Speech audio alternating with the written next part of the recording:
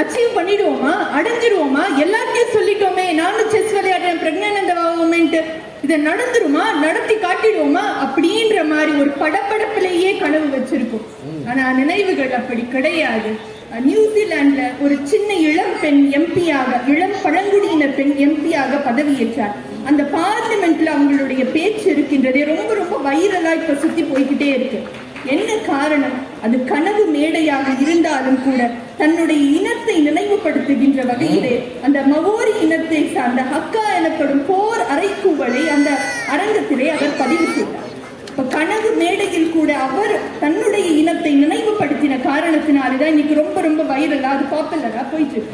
அதனாலதான் பாரதி சொன்னார், கனவு மெய்ப்பட வேண்டும், கைவசமாவது விரைவில் வேண்டும் என்ற வரிக்கு முன்னாடி வரியாக நினைவு நல்லது வேண்டும், நெருங்கின பொருள் கைப்பட வேண்டும் என்று கனவுக்கு முன்பே நினைவை பாரதி வந்து வைக்கின்றார்.